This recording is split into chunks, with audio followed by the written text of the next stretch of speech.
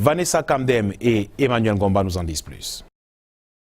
L'urgence est un jeune homme dans une fosse. Arthur David Feuzeux Kemeni, âgé de 24 ans. L'alerte a été donnée par un vendeur de fruits qui passait par cette décharge de la ville de Mandjo. Le jeune homme, sorti de la fosse, est inconscient, mais une fois réanimé, il refuse de se rendre à l'hôpital. Selon ses dires, son séjour dans la fosse pleine d'asticots et de déchets rentrerait dans le cadre d'une mission. Il devait y mourir pour ressusciter le 3e jour comme le Christ. Tu faisais quoi dans le trou? Qui t'a dit? Qui t'a dit? Qui t'a dit qu'après 3 jours tu te réveilles? Je suis d'une famille témoin. Je suis d'une famille témoin. Donc tu n'as pas fait 3 jours? Pour quelles conditions? Quel pari?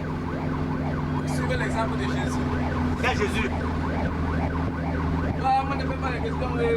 Après enquête, il a été découvert qu'Arthur Feuzeux Kemeni est en réalité un repris de justice. Il avait été déféré au parquet le 25 mai dernier par la brigade des Boum 1 de la ville de Konsomba.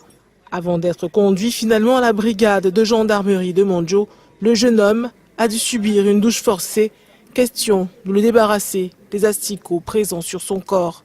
Quelques heures plus tard, on apprendra que le jeune Arthur David Feuzeux Kemeni était arrivé à la décharge de Mandjo pour effectuer une opération.